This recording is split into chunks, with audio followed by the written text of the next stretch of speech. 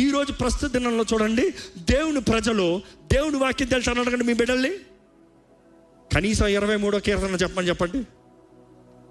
ఎందుకంటే ఒకప్పుడు కనీసం ఒక బిడ్డకి సండే స్కూల్లో నేర్పించి ఇంట్లో నేర్పించే 23వ కీర్తన చెప్పరంటే బెబ్బెబ్బెబ్బ అంటాడు. సినిమా మాట పాడరా, ఓ పాడతాడు. కల్దీల విద్య, కల్దీల భాష, బూతులు వస్తాయి, ఫుల్ వస్తుంది. ఈరోజు లోకం భాష, లోకపు పద్ధతులు, లోకపు స్వభావముతో క్రైస్తవ తరము, దేవుని తరము పోతుంది. మిమ్మల్ని అడుగుతున్నా, మీ కుటుంబాలు ఏం నేర్పిస్తున్నారు? మీ కుటుంబాన్ని దేనితో కడుతున్నారు?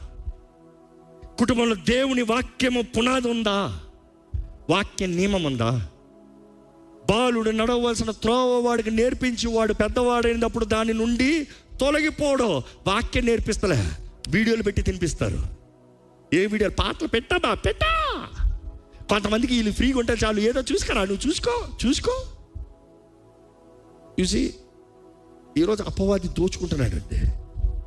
ఈ కల్దీల ఆత్మ దోచుకుంటుందండి. నువ్వు అంటున్నావు నా బిడ్డ నాతో ఉన్నాడు, నాతో లేడు, ఎప్పుడో దూరం అయిపోయాడు అనుకో.